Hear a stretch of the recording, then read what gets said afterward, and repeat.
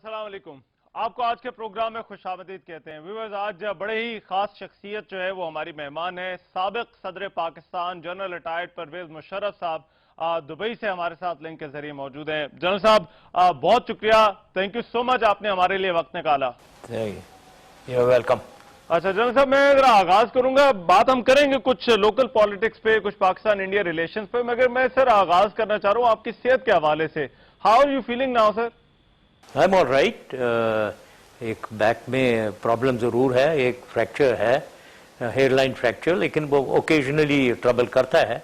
उसके परमानेंटली उसे ठीक करवाना है, लेकिन मेरी मर्जी है मैं ठीक करवाऊं या उसे ऐसे ही छोड़ूं। चॉइस डॉक्टर्स कहते हैं कि दिस इज योर चॉइस। अच्छा, तो सर रूटीन आपकी क्या है? खुदा ना खासा कोई ज्यादा सीरियस मसला तो नहीं है? नहीं, सीरियस होता फिर तो मैं फिक्स कराता इसे। अच्छा, सीरियस नहीं है, हो सकता है बाद में कभी लेटर एज में सीरियस, तो लेकिन फिलहाल नहीं। हमारे नॉर्मल मेरी रूटीन है। हर सुबह मैं एक्सरसाइज करता हूँ और यही बैक के लिए एक्सरसाइजेज वगैरह मैं करता हूँ। जिम में एक्सरसाइज करता हूँ मैं वेरी रेगुलर, वही ऐसी बात है। अच्छा, तो वो क्योंकि यहाँ पर बात ये भी इंप्रेशन जा रहे थे कि जैसे खुदा ना खासा को बहुत ही सीरियस मसला है, कोई बेड रिडन हो सकते हैं, मतलब आप ये कह रहे हैं कि आप तो प्रॉपर एक्सरसाइज वगैरह भी कर रहे हैं, आपकी रूटीन अच्छी है? यस, बेड रिडन में ये फ्रैक्चर का जो है पॉसिबिलिटी, सम चांस कि एट अ लेटर एज एक बेड रिडन हो जाऊं, दैट इज अ पॉसिबिलिटी। अच्छा। लेकिन ये भी पॉसिबल है कि ना हो, तो इट डिपेंड। वो ऑर्थोपेडिक से मैं बिल्कुल कांटेक्ट में हूँ यूनाइटेड स्टेट्स में और कराची में, सो दोनों की एक ही राय है। तो कोई ऐसी खुदा न खास्ता इस वक्त at the moment there is no problem. ठीक है। अच्छा जनरल साहब, क्योंकि मैं आपके इंटरव्यू देख रहा था, अब आपकी सेहत के हवाले से बात हुई है, तो आपने जिक्र किया, आपने कहा कि जो केसेस हैं उनकी वजह से आप पाकिस्तान नहीं आ रहे। वो गालिबन इंप्रेशन ये गया कि सिर्फ केसेस की वजह से आप पाकिस्तान नहीं आ रहे। क्या ऐसी बात सही है सर?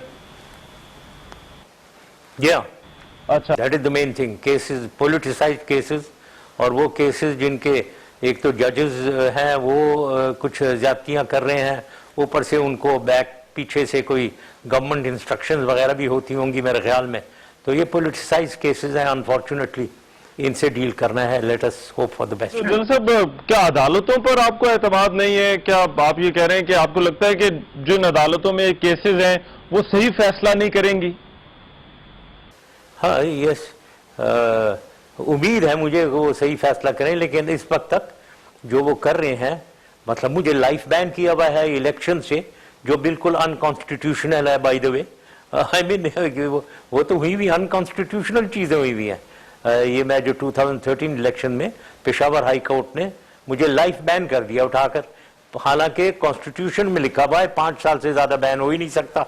तो आई मीन, और रीजन भी नहीं है बैन करने का कोई। मैं किसी चीज में मुलव्वस नहीं, किसी चीज में मैं मुझे कन्विक्ट में नहीं हुआ हूं एक किसी चीज में, और वो किया हुआ है। तो ये पॉलिटिसाइज्ड केसेस हैं, जैसे मैं कह रहा हूं, जो अब तक खत्म हो जाने चाहिए थे, खामा में लिंगर ऑन कर रहे हैं। ये लाल मस्जिद वाला केस हुआ, जजेस डिटेंशन केस हुआ, भुगती केस हुआ, फिर वो आर्टिकल 6 वाला केस है। ये सारे केसेस लिंगर ऑन करवाए जा रहे हैं, खींचे जा रहे हैं खामा में, डेट्स तारीखें पड़ रही हैं और आगे चल रहे हैं। अच्छा, तो आप सर ये कह रहे हैं कि मतलब सेहत आपकी ठीक है, मगर इन केसेस की वजह से, क्योंकि गवर्नमेंट बैक केसेस हैं, इस वजह से आप वापस नहीं आ रहे? जी हाँ, यस। अच्छा सर, चले आप पाकिस्तान इंडिया के कुछ रिलेशंस की बात कर लेते हैं। सर सेहत का भी था, मैं ये अच्छा, क्लैरिफाई कर दूं कि सेहत का भी था। I had to go and get myself checked up. अच्छा। और वो मैं यूके में और यूनाइटेड स्टेट्स में मैंने पूरा चेकअप करवाया है, और वो उधर दोबारा भी 2 महीने बाद दोबारा मैं जाऊंगा, मतलब 2-3 महीने बाद मुझे चेकअप करवाना पड़ेगा ये चीज। मगर वो तो सर चेकअप तो हो गया ना, चेकअप तो आपने करवा लिया अभी? हाँ। अच्छा, या ठीक है। मगर अभी मैं यही कह रहा था, अभी तो फिर सिर्फ केसेस का मसला है ना। अगर आपको इतनी इजाजत दी जाए कि सर आप चेकअप के लिए वापस जा सकें, तो फिर आप वापस आने में आपको कोई एतराज नहीं होगा। सिर्फ ये केसेस वाला मामला है जिसकी वजह से आप वापस नहीं आ रहे। यस, मतलब I should be allowed to कि मैं वो मेडिकल चेकअप के हर तीसरे महीने मैं निकल के मुझे जाना पड़ेगा चेकअप के लिए। अच्छा चलें सर, अब ये इंडिया वाले, पाकिस्तान इंडिया का जो मामला है, सरहदों पे बड़ी टेंशन बनी है, इलाज सर क्या है इसका? मतलब अब आपका एक ऐसा नेबर है जो सरहदों पे भी हालात खराब कर रहा है, आपके अपने मुल्क के अंदर भी दहशत गर्दी करा रहा है, कश्मीर में भी उसने जुल्म सितम शुरू कर रखा है। मैं सिर्फ ये जानना चाहता हूँ इसका इलाज क्या है इस सारे मामले का? इलाज एक ही है कि फोर्स के सामने दबना नहीं चाहिए। अगर दबेंगे तो वो और दबाते रहेंगे और ज्यादा वो करेंगे, बिकॉज दे नो वो तो आपको सप्रेस करना चाह रहे हैं, वो आपकी आर्मी को वीकन करना चाह रहे हैं। तो डोंट अलाउ दैट। उनको ये ना दिखाएं, उनको दिखाएं कि हमारी डिटरेंस फोर्स बहुत बिल्कुल कायम है और हम आपका ईंट का जवाब पत्थर से देंगे, फिर ही वो ठीक होंगे, वरना ये ठीक कभी नहीं होंगे वो। अच्छा सर, ये कश्मीर वाला मामला आपने अपने वेरियस इंटरव्यूज में कहा, खुर्शीद कसूरी साहब ने भी अपनी किताब में अभी उन्होंने लिख दिया कि आप लोग बड़े करीब आ गए थे कश्मीर का मसला हल करने के। मैं ये जानना चाहता हूं मौजूदा जो हालात हैं और अब जो सियासत हो गई है, क्या फिर वैसी कोई सूरत हाल निकल सकती है कश्मीर के मामले के हल के लिए? इस वक्त तो निकलने के चांस बहुत कम मुझे नजर आ रहे हैं, क्योंकि अगेन मैं इंडिया को एक्यूज करूंगा उनकी वजह से। उनकी एक स्टांस उन्होंने ले लिया है बहुत ही एग्रेसिव किस्म का, जो बिल्कुल मेरे ख्याल में वो अमन के रास्ते में बहुत ही वो दखल दे रहा है। इस सूरत हाल में स्पेशली प्राइम मिनिस्टर मोदी जो उनके हैं, उनके तो एक ऐसा एग्रेसिव स्टांस है, वो उन्होंने वो पता नहीं वो क्या समझ रहे हैं कि हिंदुस्तान कोई दुनिया का सुपर पावर बन गया है या बनने वाला है और पाकिस्तान को मरोड़ना चाहिए। उनकी ये प्लान है, उनकी स्ट्रैटेजी है। तो ऐसी स्ट्रैटेजी का मुकाबला करना है हमने। तो जो ऐसी स्ट्रैटेजी और ऐसा लीडर जो बिल्कुल एग्रेसिव स्टांस में है और पाकिस्तान को दबाना चाह रहा है, तो उसमें हमें देखना है हमें क्या करना है। अच्छा। और हमें बिल्कुल ये स्ट्रॉन्ग रिस्पॉन्स ही इसका आंसर है। वो हमने ये भी सुना था कश्मीरी क़यादत बड़ी नाराज हो गई थी जब ये कश्मीर के मसले के हल की बातें हो रही थी, खुर्शीद कसूरी साहब। ये सर किस हद तक बात दुरुस्त है? ऐसी कोई बात थी उस वक्त? ये कौन कहता है नाराज हुए? कश्मीरी क़यादत पूरी पाकिस्तान की साइड की। प्राइम मिनिस्टर उस जमाने अतीक साहब प्राइम मिनिस्टर थे, इनसे जरा पूछें क्या हमारी सिचुएशन, ये सब ऑन बोर्ड थे, एवरीवन। सरदार कयूम साहब, यहाँ की तमाम क़यादत, ये सब ऑन बोर्ड थे।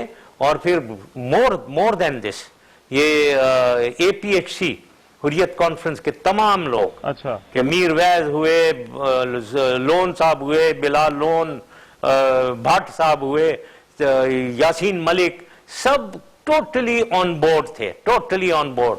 सो मच सो कि उमर अब्दुल्ला साहब भी ऑन बोर्ड थे। अच्छा। तो क्या ये बात करें कौन अगेंस्ट था? जब बिल्कुल मेरी जो थ्योरी थी ऑफ पीस की, वो जो 4 पॉइंट एजेंडा था, उसके फेवर में थे सब। अच्छा, तो आप ये कह रहे हैं कि जो आपका हल था उस पर यहाँ की क़यादत, कश्मीरी क़यादत, वहां की कश्मीरी क़यादत, उमर अब्दुल्ला तक सब ऑन बोर्ड से उस हल पे, मतलब सब एग्री कर रहे थे? यस, बिल्कुल एग्री कर रहे थे। मैंने सबसे बात की थी, सबसे। अच्छा, मियां साहब की जो पॉलिसी है अभी, जिस तरह से हमारा जो पॉलिटिकल रिस्पॉन्स है इंडिया के साथ, वो कुछ उस पर सिर्फ तनकीद भी हो रही है, कुछ कहते हैं जी वो जवाब नहीं दिया जा रहा जो दिया जाना चाहिए।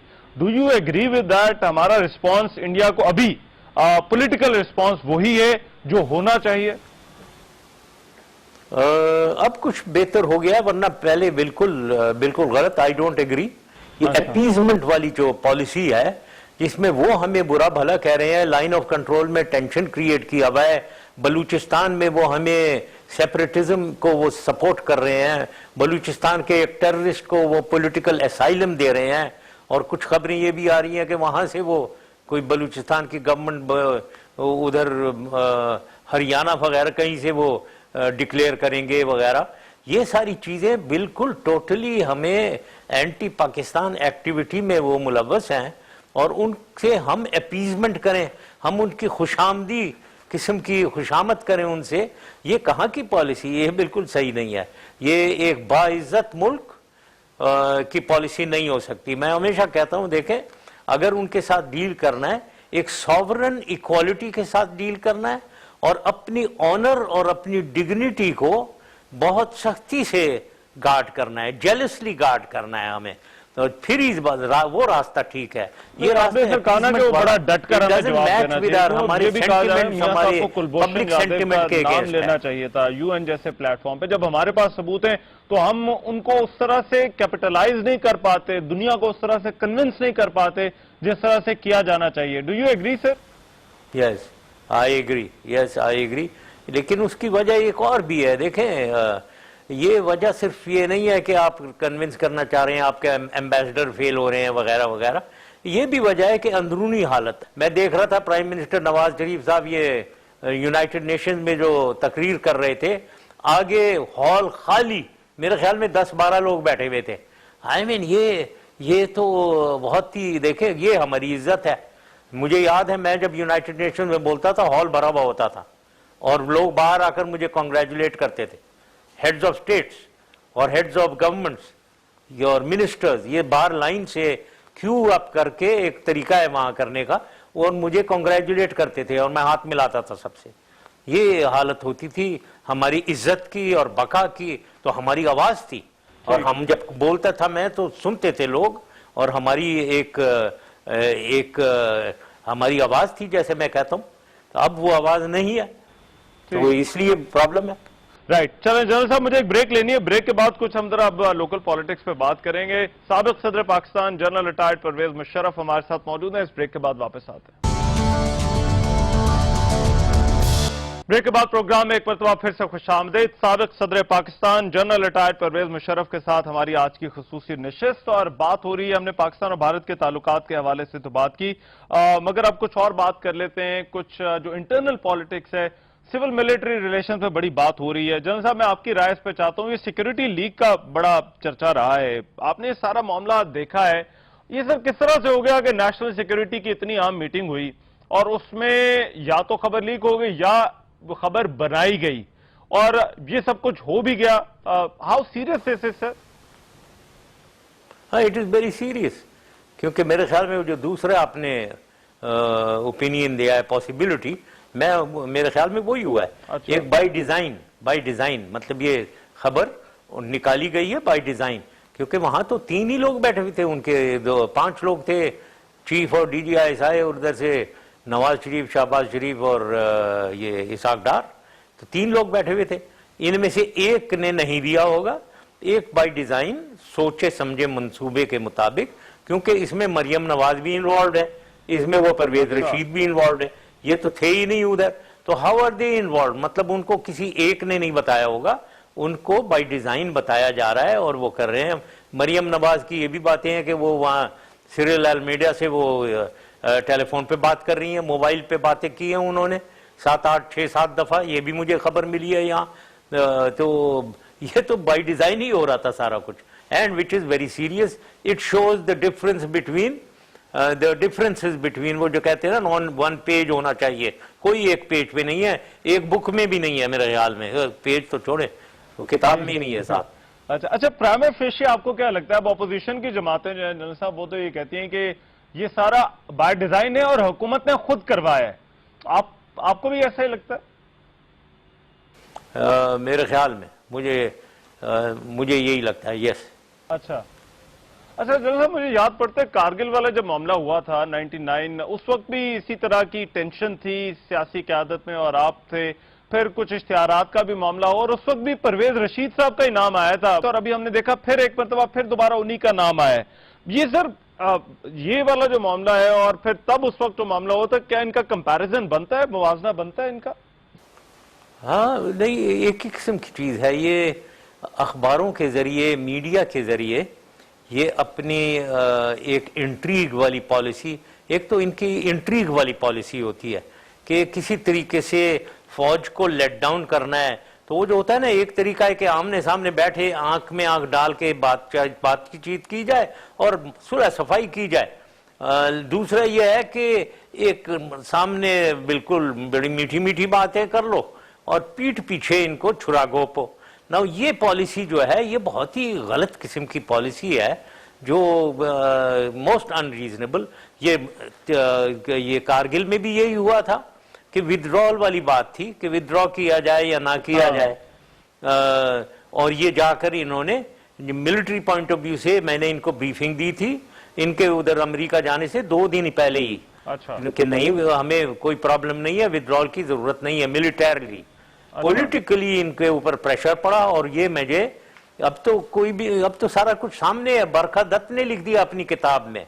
बरखा दत्त जो है इंडिया की मशहूर एंकर, उन्होंने किताब में लिख दिया है कि इनकी एमिसरी एक भेजा गया इंडिया से टू यूनाइटेड स्टेट्स, और बिल क्लिंटन को उन्होंने प्रेशराइज किया, उनसे कहा कि आप पाकिस्तान को प्रेशराइज करें कि ये विद्रॉ करें अपने फोर्सेस। एक दफा नहीं, सिर्फ यूनाइटेड, वो नहीं हुई बात। तो बाद में वो जेनीवा में थे और दूसरा एमिसरी इंडिया ने जेनीवा भेजा उनको दोबारा कहने के लिए आप पाकिस्तान को प्रेशराइज करें कि ये फोर्सेस को विड्रॉ करें। अच्छा। अब इसी से आप समझें कि कितना इंडिया के ऊपर मिलिट्री प्रेशर था कि वो पीछे लगे हुए हैं बिल क्लिंटन के कि आप इनको विड्रॉ करवाएं। तो अब हम अगर वहीं विड्रॉ करने जाते हैं और वो बिल क्लिंटन में फिर प्रेशर डाला इनके ऊपर और ये मान गए वहां जाकर। अब मान गए तो वो पॉपुलर मूव नहीं थी। उन्होंने सोचा कि अब आर्मी को के ऊपर डाल दिया जाए ये सारा मलबा।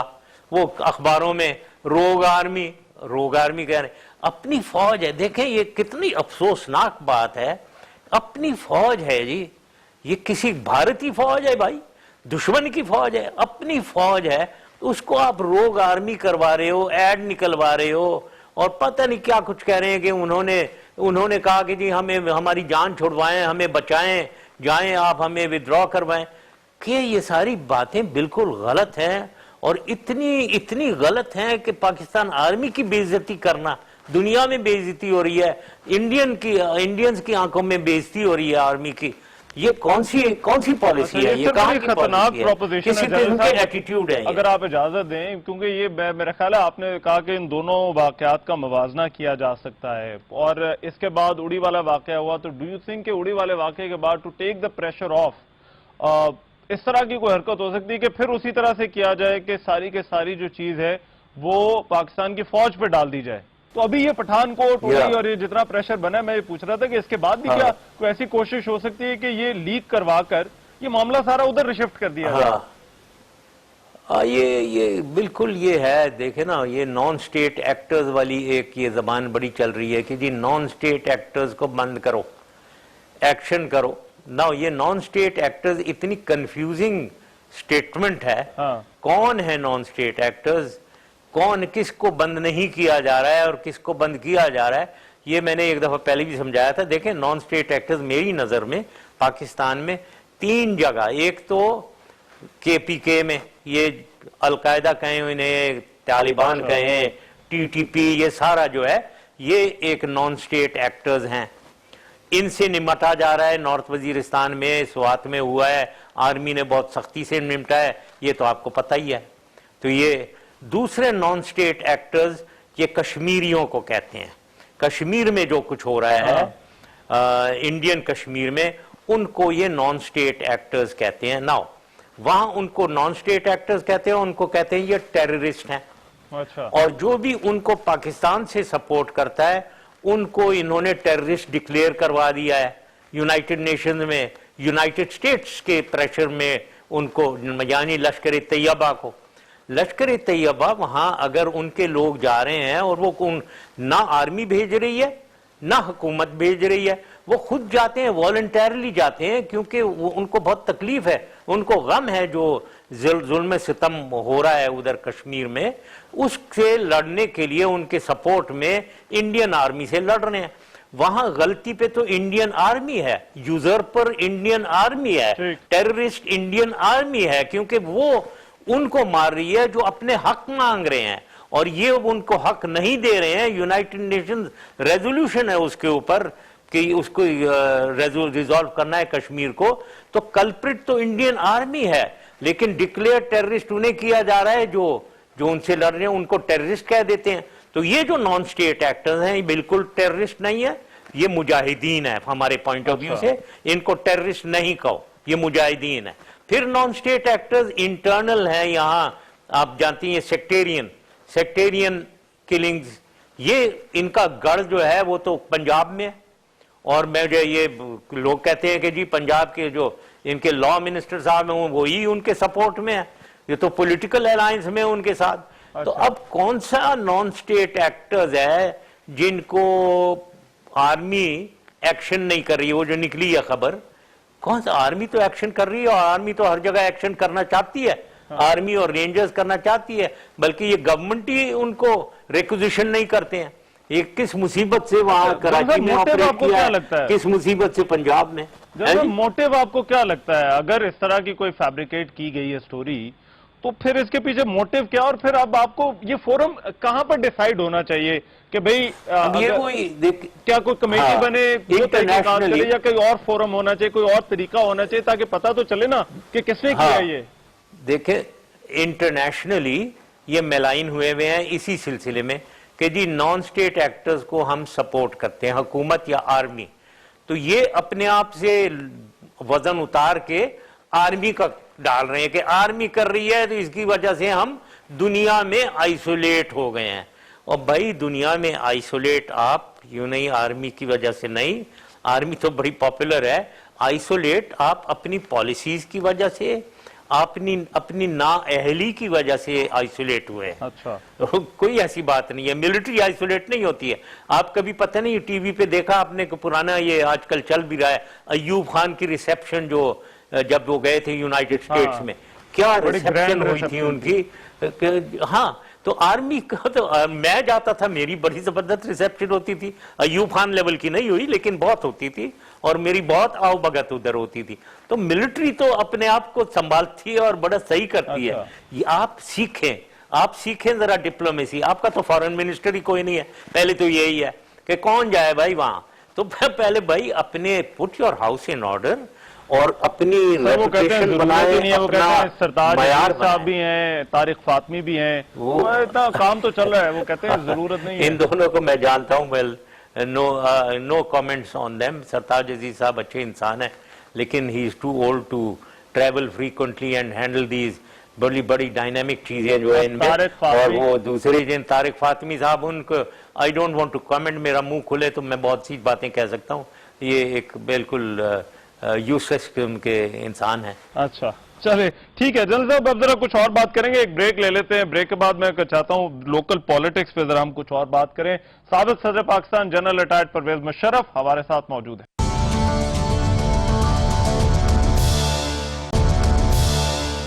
ब्रेक के बाद प्रोग्राम में एक मरतबा फिर से खुशामदीद। साबिक सदर पाकिस्तान जनरल रिटायर्ड परवेज मुशर्रफ के साथ हमारी आज की खुसूसी नशिस्त, और उनसे बात हो रही है लोकल पॉलिटिक्स के हवाले से। जनरल साहब, अब मैं एक बड़ा आम नुक्ता छेड़ने लगा हूं, आपकी इजाजत हो तो।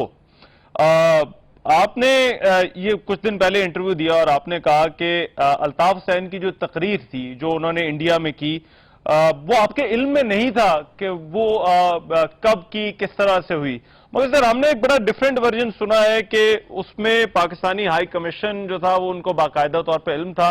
और मैं ये समझने से कासिर हूं कि जब वो तकरीर हुई तो किस तरह से आपके इल्म में किस तरह से नहीं था कि अल्ताफ हुसैन वहां पर गए हैं, वहां पर ये सारी बातें करके आए हैं? नहीं, मैं लेट मी रिट्रैक्ट। अब मुझे याद नहीं था, मुझे याद नहीं था कि बिल्कुल मुझे याद नहीं था।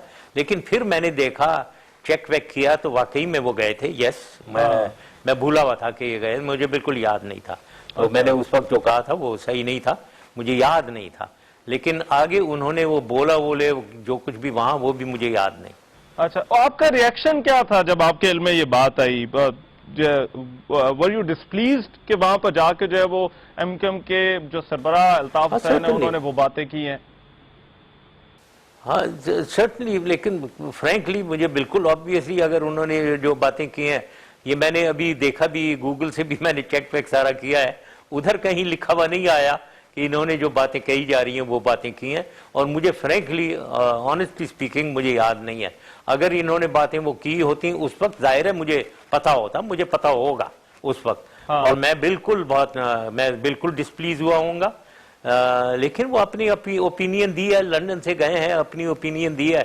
आफ्टर ऑल बहुत से मुसलमान हैं उधर, उनकी अबुल कलाम आज़ाद साहब की व्यूज़ शेयर करते हैं वो कि अलग नहीं होना चाहिए था पाकिस्तान, मतलब अपना एक व्यू। लेकिन आए जाहिर है जब जो भी यहाँ आया है, दैट इंक्लूड्स अल्ताफ हुसैन, ये इनकी तो अभी व्यू चेंज हुई होगी ना।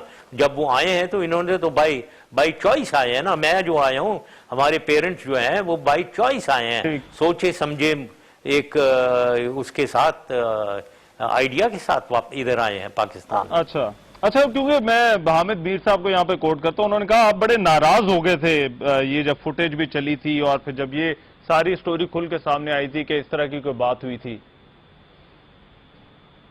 नहीं नाराज वराज के हामिद मीर की मैं बात ही नहीं करना चाहता हूँ, छोड़ें उसे। किसी और को कोट करें। अच्छा, चलें, ठीक है, ठीक है, I'll move on। अच्छा जनरल साहब, हम सुन रहे हैं कि जो है वो इजहारुल हक साहब से आपकी मुलाकात हुई है, ये सब किस सिलसिले में हो रही है मुलाकातें, क्यों आए थे मिलने? देखिए, यहाँ मेरे पास बहुत लोग आते हैं मिलने, बहुत लोग आते हैं।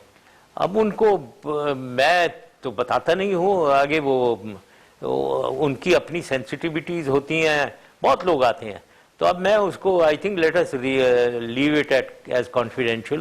अब ये पता नहीं है किसने कहा है, ये लीक आउट की है ये बात। लेकिन पाकिस्तान में लीक आउट हर बात हो ही जाती है। सर तस्वीर देखी है हमने यहाँ पे, तो ये सुना है कि बड़ा राब्ता कोई क़यादत संभालने के लिए कहा जा रहा है, कोई ऐसी कोई बात है? नहीं, देखें, आइडियाज, एक्सचेंज ऑफ आइडियाज जरूर, एक्सचेंज ऑफ आइडियाज तो जरूर, लेकिन ये MQM की क़यादत संभालनी, मैंने कई दफा कहा है। देखें, मैं एक नेशनल फिगर हूं, मैं अपने आप को लोअर करके MQM का प्रेसिडेंट बन जाऊं, यानी एक एथनिक अर्बन सिंध ओरिएंटेड एक पार्टी का हेड बन जाऊं मैं, ये कहाँ की, ये बिल्कुल ये ना समझी वाली बात है। नहीं, लेकिन मैंने ये भी कहा है कि देखे, मैं MQM से मेरी कोई सिंपथी नहीं है, मैं MQM का इंचार्ज क्यों बनूंगा? ठीक, मुझे अच्छा, आपका बड़ा क्लियर है इस पे, तो I heard you so many times, आपने बड़ा क्लियरली इसमें कहा हुआ है। मगर एक चीज और आपने कही कि आपने कहा कि MQM को मैंने बड़े अच्छे तरीके से चलाया, इनको कौमी धारे में रखा।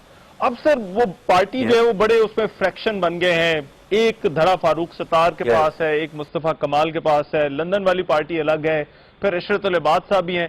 आपकी नजर में अगर इन सबको, इस पार्टी को, क्योंकि आपने बड़ा क्लोजली मॉनिटर किया है इनकी पॉलिटिक्स को भी, कौन सबसे बेहतर चला सकता है इस वक्त जो हालात हैं? किसको पार्टी की जो क़यादत है वो सौंपनी चाहिए या उसे लीडर होना चाहिए? देखिए, सही बात है कि ये जो आप बता रहे हैं, ये फ्रैक्शन जो बने, फ्रैक्चर्स जो हो गए हैं, ये इस वजह से होते हैं कि पर्सनैलिटी ओरिएंटेड हमारी है सारी पार्टीज। अब यहाँ अल्ताफ हुसैन वो द पर्सनैलिटी, प्लेटफॉर्म MQM का था जो नीचे लेवल तक फैला हुआ है। अब वो पर्सनैलिटी खत्म हो गई है, अनफॉर्चुनेटली खत्म हो गए हैं लंदन में। अब जब पर्सनैलिटी खत्म हुई तो ये जो प्लेटफॉर्म है इसमें क्रैक्स डेवलप हो रहे हैं। और डेवलप होते रहेंगे अनलेस कोई और पर्सनैलिटी इसको जोड़ के नहीं रखेगी। नाउ आपने जो सवाल किया है, इसमें फ्रैंकली ऑनेस्टली अब मैं यही कहना चाहूंगा कि एट द मोमेंट मुझे नहीं नजर आ रहा कि कोई ऐसा शख्स हो जो इनको जोड़े और सबको वो उसमें वो कैरिज्मा हो कि वो इनको जोड़ के सबको इकट्ठा कर ले दोबारा। अच्छा, ठीक, चले अब इस पार्टी से जनरल साहब आ जाते हैं मुल्क पे। आपने ये भी कहा कि मुल्क ठीक तरह से नहीं चल रहा, मियां नवाज शरीफ जो है वो ठीक तरह से नहीं चला सकते। यही सवाल सिर्फ मैं मुल्क के कॉन्टेक्स्ट में भी आपसे पूछता हूँ, आपको क्या लगता है who can run the country best? अभी जो हमारी पॉलिटिकल लीडरशिप है उसमें से सबसे बेहतर, सबसे मौजूद तरीन कौन है जो इस मुल्क को चला सकता है? इस पे मैं कमेंट नहीं करना चाहूंगा, सिर्फ मैं ये कहना चाहता हूं कि देखें, कोई एक नाम दे देते। अच्छा, मैंने कहा किसी एक कोई एक होगा ना। नहीं, कभी इन्होंने चलाई ही नहीं। देखे, कोई सिविल गवर्नमेंट आप मुझे बता दें 1947 से कोई एक सिविल गवर्नमेंट मुझे बता दें जो अच्छी चली हो, कोई एक बता दें। नहीं है ना, तो नहीं ये इनमें। सर आप तो ये भी कहते हैं ना कि माशाल्लाह नहीं आना चाहिए, आप तो अब ये कहते हैं कि देश शुड नहीं कहता हूं मैं। Yes I do say that. लेकिन अब जो मेरी हिस्टोरिकल एक्सपीरियंस हुई है, 9-10 साल की भी एक्सपीरियंस है, मेरे ख्याल में ये पूरी पॉलिटिकल रिस्ट्रक्चरिंग चाहिए हमें। अच्छा, दोबारा सोच चाहिए हमें, कॉन्स्टिट्यूशनल अमेंडमेंट्स चाहिए हमें, चेक्स एंड बैलेंसेस चाहिए हमें। ये प्रोविंसेस जो हैं, मेरे ख्याल में one of the major reason ये प्रोविंसेस जो हैं ये बहुत कम है और बहुत इतनी ज़्यादा ये स्ट्रांग है कि ये सेंटर को वीकन करते हैं। तो मेरे ख्याल में सेंटर को स्ट्रांग होना चाहिए, फेडरेशन को स्ट्रांग होना चाहिए, प्रोविंसेस छोटे होने चाहिए और ज़्यादा होने चाहिए ताकि एडमिनिस्ट्रेटिवली और ज़्यादा बेहतर चल सके। अच्छा जनरल साहब, एक चीज अथॉरिटी होनी चाहिए, तो ये चीज़ है। राइट। अच्छा, एक चीज और मुझे बताइए, अभी हमने देखा ये जो पॉलिटिकल कॉन्फ्रंटेशन बनी थी पानामा लीक्स पर, जो लॉकडाउन की कॉल थी, उसमें विफाक और सूबे के दरमियान भी जो है वो एक तरफ परवेज खटक साथ थे, दूसरी तरफ मुस्लिम लीग नून की हुकूमत विफाक में, और ये स्टैंड ऑफ हो गया था। ये सर इस तरह के सिचुएशंस का इमर्ज होना एक फेडरेशन के लिए कितना खतरनाक है, क्योंकि सीपेक पर भी इसी तरह से सूबों के तहफुजात है जिनको विफाक सेटिस्फाई नहीं कर पा रहा है। जी, ये मतलब मुझे अफसोस से कहना चाहिए, कहना चाहता हूं मैं, 18th अमेंडमेंट जो इन्होंने किया है उसने बिल्कुल फेडरेशन को वीकन कर दिया। अच्छा, बहुत अफसोस है मुझे। अच्छा, और कोई भी पेट्रियाटिक पाकिस्तानी उसको जरा गौर से देखे तो उसने फेडरेशन को वीकन कर दिया है। और ये बिल्कुल आप सही कह रहे हैं कि ये बहुत डेंजरस ट्रेंड है। यही मैं कह रहा हूँ कि जो 4 सूबे हैं, देखें हिंदुस्तान में हर चौथे 5वें साल वो एक नया सूबा खड़ा कर देते हैं उठाकर। हमें क्या प्रॉब्लम है? What is our problem? We must do that. और इस वक्त जो सूरत हाल है जिसमें Punjab is overwhelmingly superior to all the 3 other, तीनों प्रोविंसेस को कंबाइन करके भी, तो ये अच्छी सूरत नहीं है, क्योंकि वो जो दूसरे प्रोविंसेस हैं वो फिर पंजाब से नाराज होते हैं। अच्छा। खुश नहीं है। तो we must run a federation जिसमें तमाम नए सूबे बनाने से मसला होगा। जनरल साहब, नए सूबे बनाने से ये मसले हल हो जाएंगे? काफी हद तक काफी चीजें ठीक होंगी, काफी, आई वुड से। और सीपैक पे ये जो तनाज़ात उठ रहे हैं, ये भी आपको लगता है इसी वजह से हैं या इनके पीछे कुछ और वजह आपको लगती है? नहीं, ये भी यही वजूहत हैं, वही। इतने ही प्रोविंसेस अगर ज्यादा होते तो इतनी ये प्रॉब्लम नहीं होती मेरे ख्याल में। अब ये दूसरा, ये फिर बदनीयती भी बहुत है। ये अनफॉर्चुनेटली हर काम में हमारी नियतें साफ नहीं है। वो कोई ईस्टर्न कॉरिडोर, वेस्टर्न कॉरिडोर, अब भाई अगर हम कहें कि सबसे शॉर्ट रूट पे हम लाएंगे जी, रोड बनेगी, प्रायोरिटी, सबसे पहली प्रायोरिटी सबसे शॉर्टेस्ट रूट पे लाएंगे हम, इस पे कौन ऑब्जेक्ट करेगा? अगर मैं ये कहता तो हम जहां से मर्जी जाए जी, शॉर्ट रूट से आएगी, चाइना से ग्वादर हमने कनेक्ट कर रहे हैं, शॉर्टेस्ट रूट, कॉस्ट इफेक्टिव, सारी वो करेंगे हम। अच्छा, तो उसको कोई नहीं ऑब्जेक्ट करता। अब ये कहना ईस्ट और वेस्ट, और फिर वो बहुत सी बातें निकल रही हैं कि जी ये सीपेक के पैसे ज्यादा, जो वो ये जो प्रोजेक्ट्स हैं, इंडस्ट्रियल जोन्स जो हैं, वो उनकी लोकेशन पे भी लड़ाई झगड़े, मतलब कोई बदनीयती है और मिसगवर्नेंस है और फेडरेशन कमजोर है। ठीक है, राइट। जनरल परवेज मुशर्रफ साहब, बहुत शुक्रिया। साबिक सदर पाकिस्तान जनरल रिटायर्ड परवेज मुशर्रफ हमारे साथ मौजूद है। मुख्तलिफ इशूज पर हमने बात की, बहरहाल हमारे सवालात थे, उनके जवाबात थे। आज के प्रोग्राम से इतना ही। मेजबान रहमान को इजाजत दीजिए। अल्लाह निगहबान।